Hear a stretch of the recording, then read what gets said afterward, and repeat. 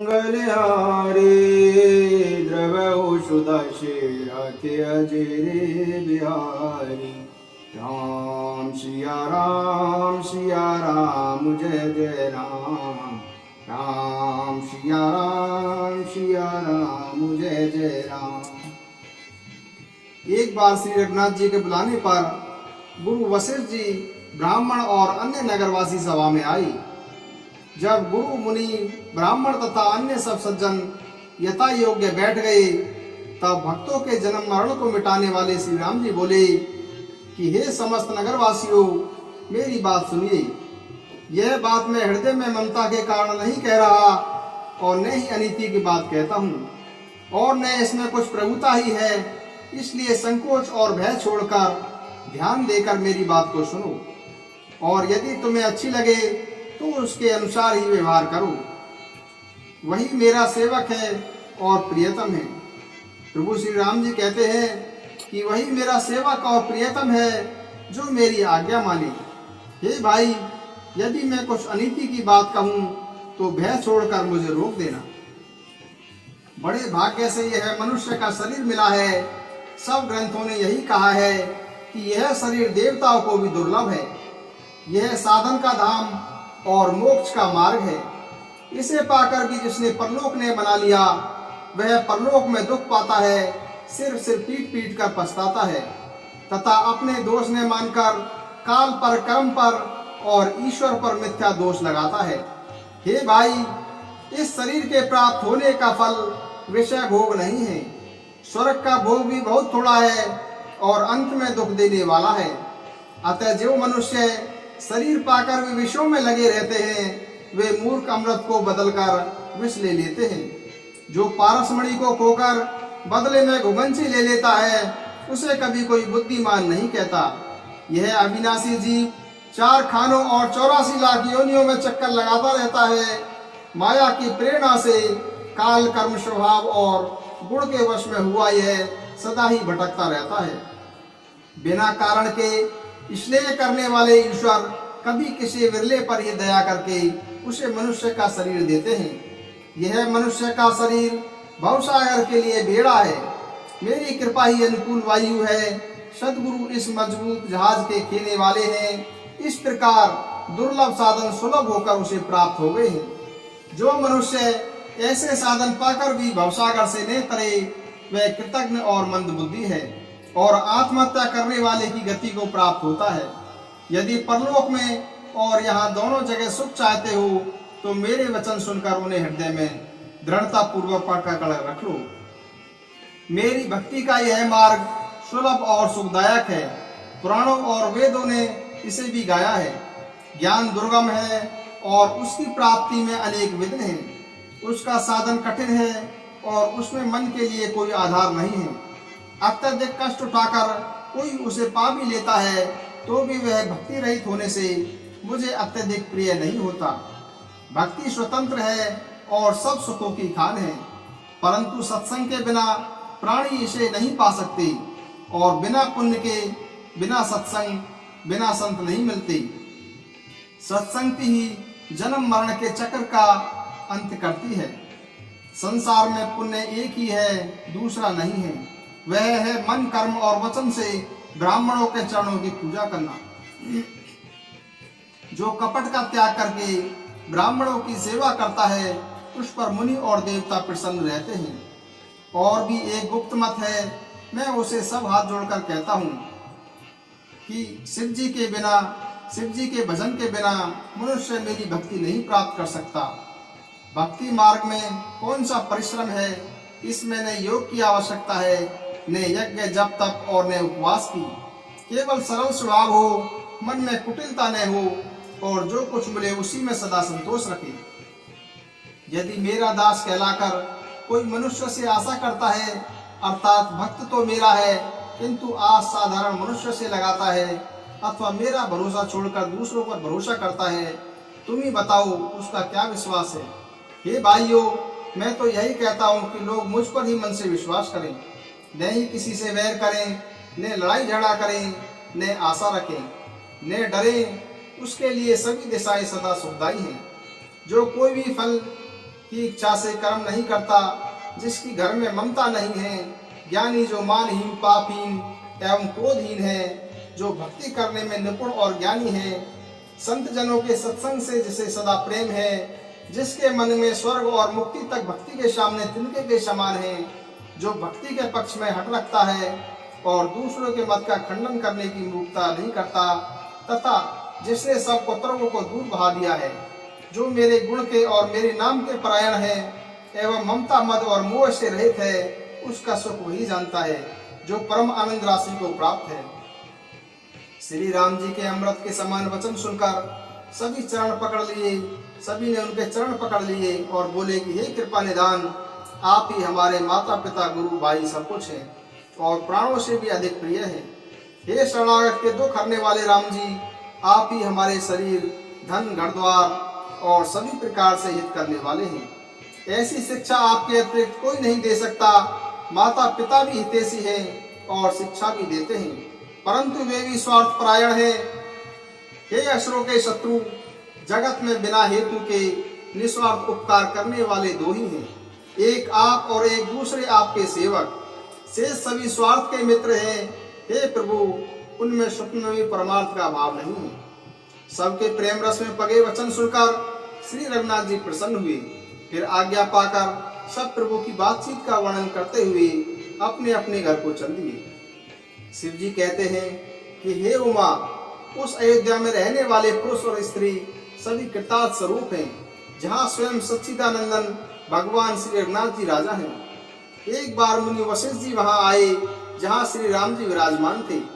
श्री रघुनाथ जी ने उनका आदर सत्कार किया और उनके चरण धोकर चरणामृत लिया। मुनि ने हाथ जोड़कर कहा कि हे कृपा सागर श्री राम जी, मेरी विनती सुनिए। आपके चरणों को देख देख कर मेरे हृदय में अपार भ्रम होता है। हे भगवान, आपकी महिमा असीम है, वेद भी उसे नहीं जानते, फिर मैं किस प्रकार कह सकता हूँ। पुरोहिताई का धंधा अत्यंत निकृष्ट है, वेद पुराण और स्मृति सभी इसकी निंदा करते हैं। वह जब मैं नहीं करता था, तब ब्रह्मा जी ने मुझे कहा था कि हे पुत्र, इससे तुम आगे चलकर बहुत लाभ होगा। स्वयं ब्रह्मा परमात्मा मनुष्य रूप धारण कर रघुकुल में राजा होंगे। तब मैंने हृदय में विचार किया कि जिसके लिए योग, यज्ञ, व्रत और दान किए जाते हैं, उसे मैं इसी कर्म से पा जाऊंगा। तब तो इसके समान कोई दूसरा धर्म ही नहीं है।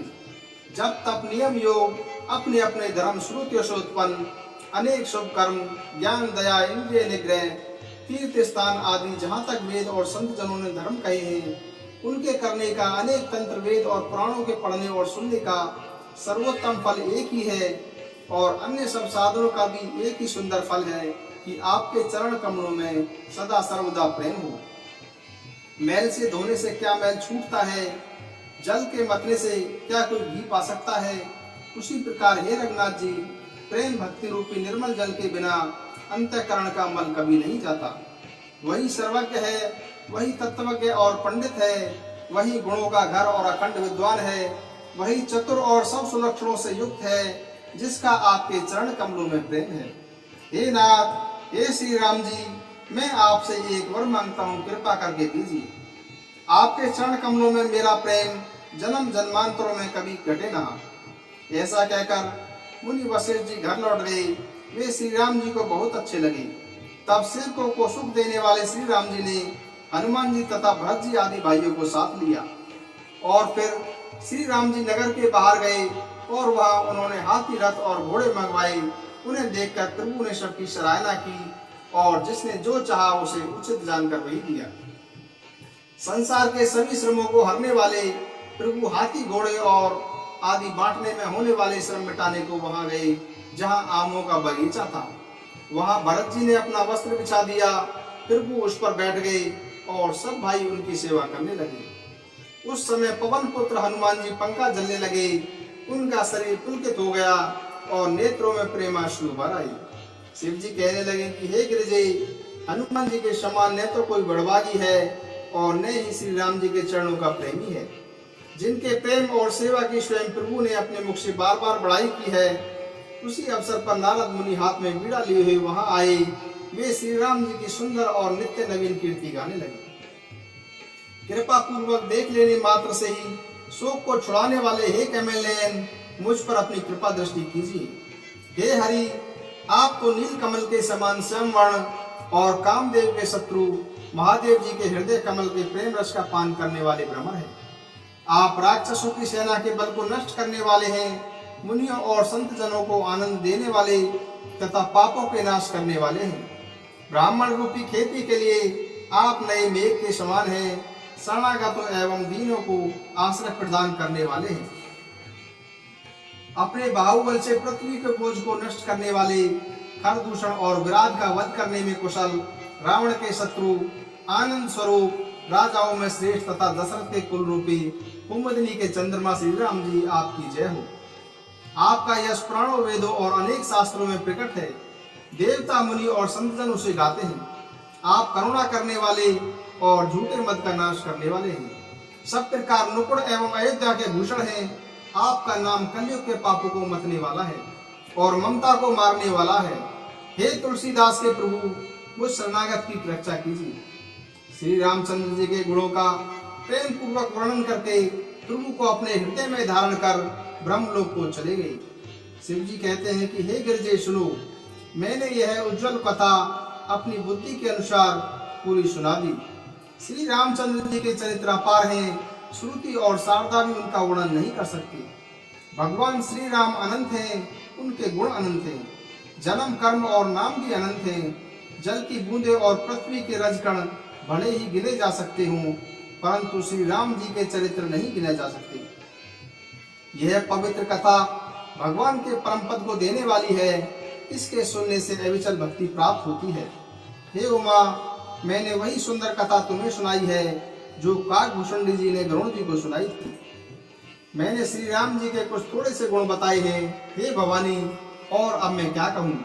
श्री राम जी की मंगलमयी कथा सुनकर पार्वती जी प्रसन्न हुई और विनम्र तथा कोमल वाणी से बोली, हे त्रिपुरारी, मैं धन्य हूँ जो मैंने जन्म मृत्यु के भय को हरण करने वाले श्री राम जी के गुण सुने। हे कृपाधाम, मैं आपकी कृपा से कृतज्ञ हो गई, अब मुझे मोह नहीं रहा। हे प्रभु, मैं श्री राम जी के प्रताप को जान गई। हे नाथ, आपके मुख से कथा रूपी अमृत को पीकर मेरा मन तृप्त नहीं होता। जो श्री राम जी के चरित्र सुनते सुनते तृप्त हो जाते हैं, समझो उन्होंने रामचरित्र का विशेष रस जाना ही नहीं। जीवन मुक्ति महामुनि भी भगवान के गुण निरंतर सुनते रहते हैं। जो संसार रूपी सागर से पार पाना चाहता है, उसके लिए तो श्री राम जी की कथा दृढ़ नौका के समान है। श्री हरि के गुण तो विषयी लोगों के भी कानों को सुख तथा मन को आनंद देने वाले हैं। ऐसे कौन हैं जिन्हें श्री रघुनाथ जी की कथा नहीं सुहाती। वे मूर्ख जीव तो अपनी आत्मा की हत्या करने वाले हैं। हे नाथ, आपने श्री रामचरितमानस का ज्ञान किया, मैंने उसे सुनकर अपार सुख पाया। आपने जो यह कहा कि यह सुंदर कथा काकभूषणी जी ने गरुड़ जी से कही थी, तो कोई का शरीर पाकर भी काकभूषणी वैराग्य, ज्ञान और विज्ञान में दृढ़ है। श्री राम जी के चरणों में उनका अत्यंत प्रेम है और उन्होंने श्री रघुनाथ जी की भक्ति प्राप्त की। इस बात में मुझे संदेह हो रहा है।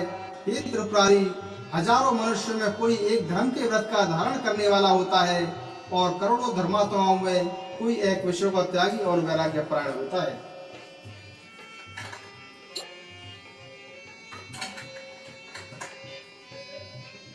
वेद पुराण कहते हैं कि करोड़ों विरक्तों में कोई एक ही यथार्थ ज्ञान को प्राप्त कर पाता है और करोड़ों ज्ञानियों में कोई एक ही जीवन मुक्त हो पाता है।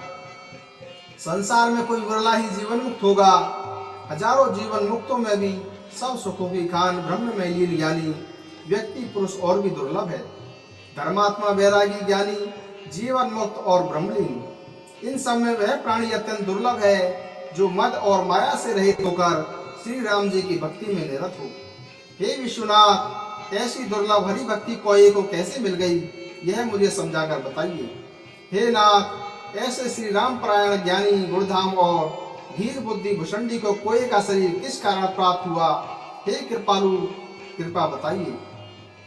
उस कोये को प्रभु का वह पवित्र और सुंदर पवित्र चरित्र कहाँ से मिला? हे कामदेव के शत्रु, यह भी बताइए कि आपने इसे किस भांति सुना। मुझे बड़ा कौतूहल हो रहा है। गरुड़ जी तो महान ज्ञानी, सद्गुणों की खान, श्री हरि के सेवक और उनके वाहन ही हैं। उन्होंने मुनियों को छोड़कर उस कोए से जाकर हरि कथा किसने सुनी?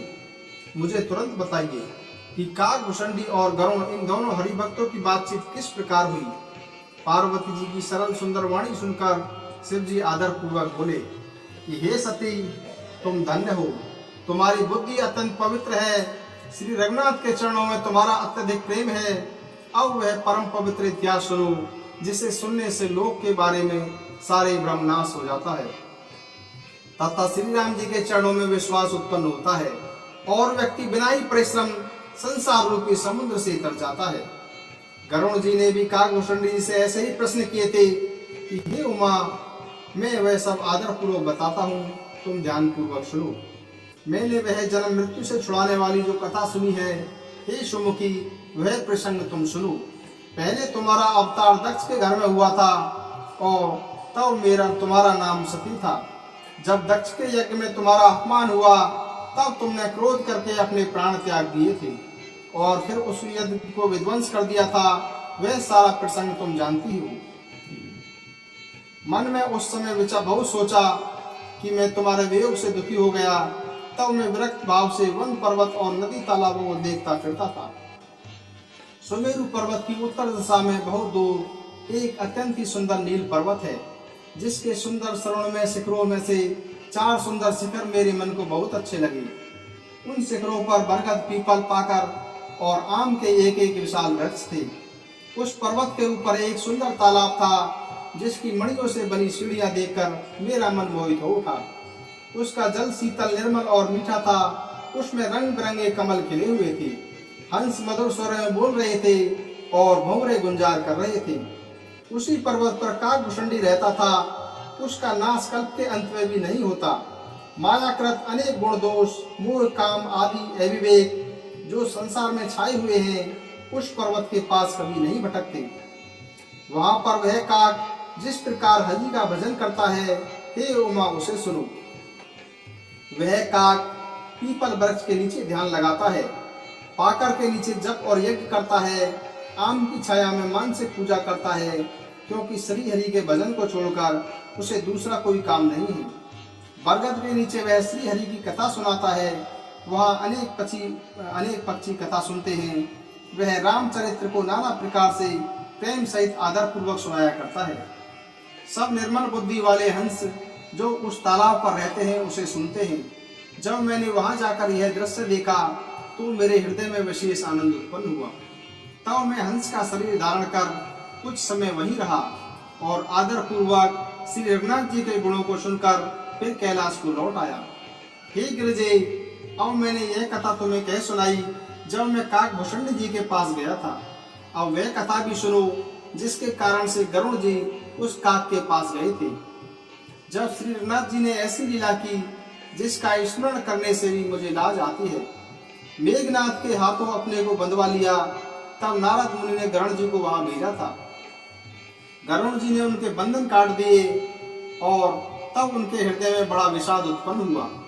प्रभु के बंधन को स्मरण करके गरुड़ जी अनेक प्रकार से विचार करने लगे कि जो व्यापक विकार रहित वाणी के पति और माया मोह से जो परे परमेश्वर है, मैंने सुना था कि उन्होंने संसार में अवतार लिया है, पर मैंने उस अवतार का कोई प्रभाव नहीं देखा। जिनका नाम जप कर मनुष्य संसार बंधन के बंधन से छूट जाते हैं, उन्हीं राम को एक तुच्छ राक्षस ने नागपाश से बांध लिया। गरुड़ जी ने अनेक प्रकार से अपने मन को समझाया, पर उन्हें ज्ञान नहीं हुआ तथा उनके हृदय में भ्रम और अधिक छा गया। तब दुखी होकर और पुत्र के कारण वे भी तुम्हारी ही भांति मोहवश हो गए और व्याकुल होकर देव ऋषि नारद जी के पास गए और उनके मन का संदेह जानकर नारद को अत्यंत दया आई और बोले कि हे गरुड़, श्री राम जी की माया बड़ी बलवान है, जो ज्ञानियों के चित्त को भी हरण कर लेती है और उनके मन में भी मोह उत्पन्न कर देती है। उसने मुझे भी अनेक प्रकार नचाया है।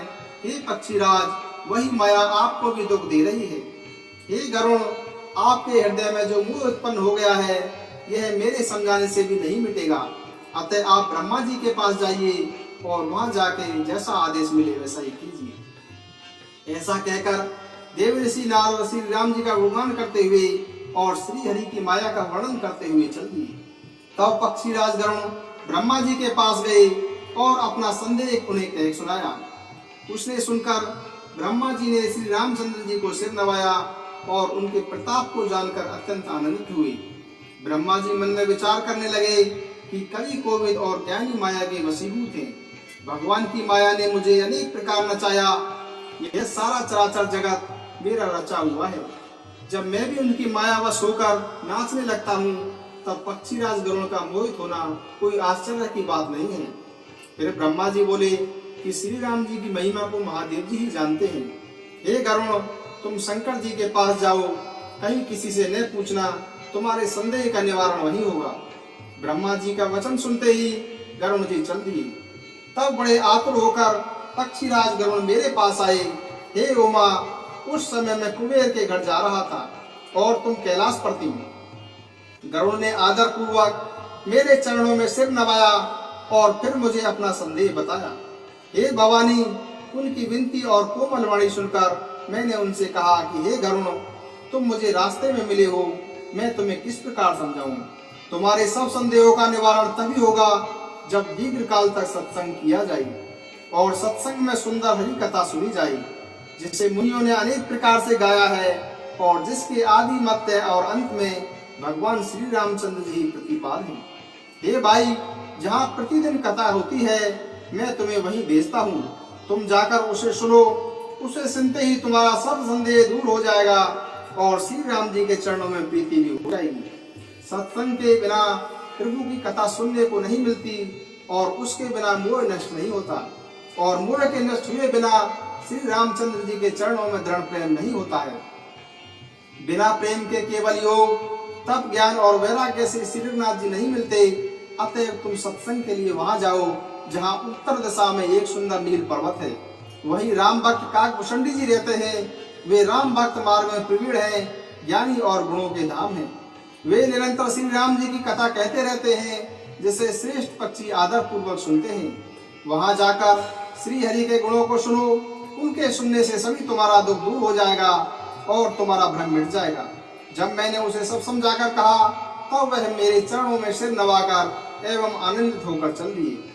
हे उमा, मैंने उसे इसलिए नहीं समझाया कि श्री रघुनाथ जी की कृपा से उसका भेद मुझे मिल गया था, अपितु उसने कभी अभिमान किया होगा जिसे कृपा निधान श्री राम जी नष्ट करना चाहते थे। फिर मैंने इसलिए भी उसे अपने पास नहीं रखा क्योंकि पक्षी की भाषा पक्षी ही जानते हैं और पक्षी की भाषा पक्षी ही समझते हैं। हे भवानी, प्रभु की माया अत्यंत बलवान है। ऐसा कौन ज्ञानी है जिसे वह मोहित न कर दे। जो ज्ञानियों और भक्तों में श्रोमणी भगवान के वाहन हैं, उन गरुड़ को भी माया ने मोह लिया, लेकिन मूर्ख व्यक्ति अभिमान किया करते हैं। वह माया तो शिव जी और ब्रह्मा जी को भी मोह लेती है, तब और कोई क्या चीज है। मन में ऐसा जानकर ही मुनिजन भगवान का भजन करते हैं। गरुड़ जी वहां गए जहाँ काकभूषणी जी रहते थे। उस पर्वत को देखकर उनका मन प्रसन्न हो गया और उनकी सब माया मोह और शोक जाता रहा। तालाब में स्नान और जलपान करके वह प्रसन्न मन वटवृक्ष के नीचे गए। वहां श्री राम जी के चरित्र सुनने के लिए सभी पक्षी आए हुए थे। काकभूषणी जी ने कथा आरंभ करना ही चाहते थे कि उसी समय गरुड़ जी वहां जा पहुंचे। गरुड़ जी को आते देखकर काकभूषणी जी सहित सारा पक्षीराज प्रसन्न हो उठा। उन्होंने गरुड़ जी का बहुत आदर सत्कार किया और कुशल पूछकर बैठने के लिए सुंदर आसन प्रदान किया। फिर प्रेम सहित उनकी पूजा करके काकभूषणी जी बोले कि हे पक्षीराज, मैं आपके दर्शन से कृतार्थ हो गया। आपने जो आज्ञा दे अब मैं वही करूं। हे प्रभु, आप यहाँ किस कार्य के लिए पधारे हैं? इस पर गरुड़ जी ने कहा कि आप तो सदा ही कृतार्थ रूप हैं। आपकी बड़ाई तो स्वयं शंकर जी ने भी की है और हे तात, मैं जिस लिए यहाँ आया था वह सब तो यहाँ आते ही पूरा हो गया और आपके दर्शन भी प्राप्त हो गए। आपका यह पवित्र आश्रम देखकर मेरा मोह संदेश और अनेक प्रकार के भ्रम नष्ट हो गए। अब आप मुझे श्री राम जी की अत्यंत पवित्र सदा सुख और दुख का नाश करने वाली कथा सुनाइए। हे प्रभु, मैं बार बार आपसे यही प्रार्थना करता हूँ। गरुड़ जी की विनम्र, सरल और प्रेम युक्त पवित्र वाणी सुनते ही काकभूषणी जी के मन में परम उत्साह हुआ और वे श्री रघुनाथ जी के गुणों की कथा कहने लगे। हे भवानी, पहले तो उन्होंने अत्यंत प्रेम पूर्वक रामचरित सरोवर में एक रूपक समझाकर कहा और फिर नारद जी का मूल और रावण के अवतार के संबंध में बताया। फिर उन्होंने विस्तार से संपूर्ण रामचरितमानस का पाठ किया। इस प्रकार काकभूषुंडी जी ने गरुड़ जी को राम कथा सुनाई। मंगले भवने मंगल हारे द्रवहु सुदशीरति अजिरे बिहारी। राम सिया राम जय जय राम। राम सिया राम जय जय राम। हरि अनंते हरि कथानंता कहि सुने बहु वेदेश विसंता। राम सिया राम जय जय राम। राम सिया राम जय जय राम। जय श्री राम।